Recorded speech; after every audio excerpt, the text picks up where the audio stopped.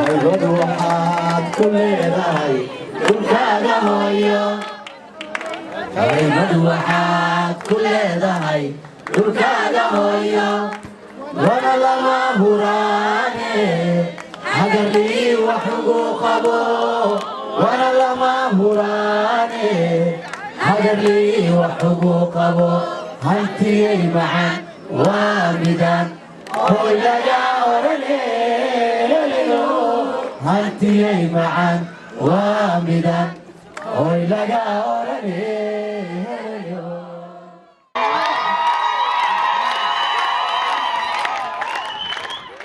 halkani waa Volkswagen xarunta weyn ee dadku inta badan isugu yimaadaan xilliyada dabaaldega iyo feestooyinka. maanta waa 26 Juun waxaa halkan isugu yimid dad aad u fara badan kuwa oo u dabaaldegaya maalinta xurriyadda Soomaaliyeed ee 1 Luulyo oo haatan laga joogo 54 sano.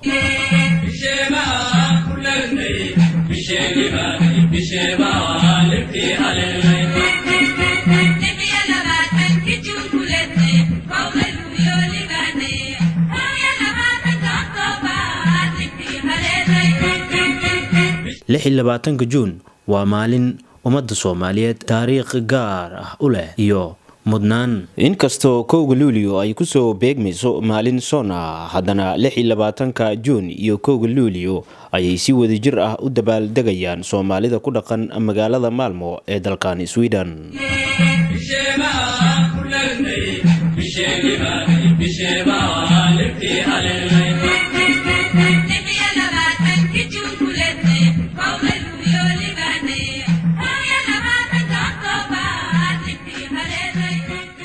xafladan balaaran waxaa ka soo qayb galay bulshada Soomaaliyeed ee ku dhaqan magaalada Malmo iyo nawaaxigeeda. sidoo kale xafladan balaaran waxaa ka soo qayb galay fanaaniinta qaranka Soomaaliyeed Hiba Nuura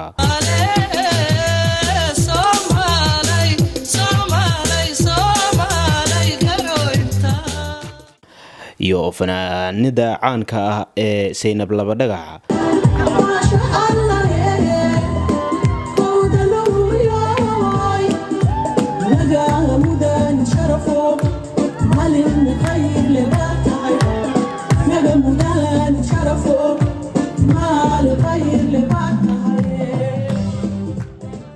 Cabdirasaaq Gaaduco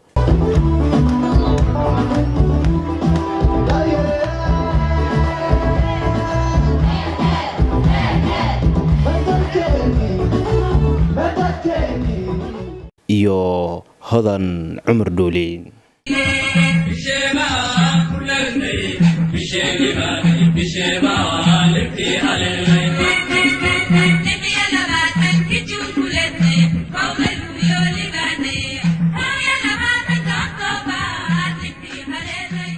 waxaa la rabaa meel kastoo joogtaan inaad wax isu qabataan, waxaa la rabaa dawladda inaad taageertaan, waxaa la rabaa inaad carruurta dhibaataysan aad ka fakartaan.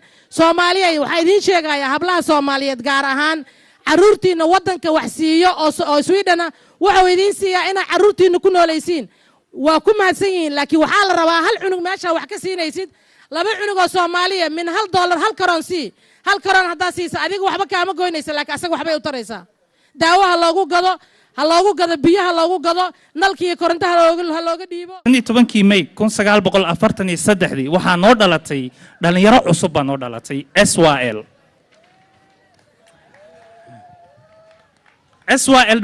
dhalinyaro ka kooban 13 ay ahayd. runtii maanta accesskan aan haysano iyo waxbarashadan aan gaarnay berigaas maysan jirin, laakiin waxaa ku jirtay vision bay lahaayeen, waxaa ku jirtay wadannimo dhab ah ayaa ku jirtay. waxay rabeen gumaystii caddaa inay iska turaan heeryadiisii.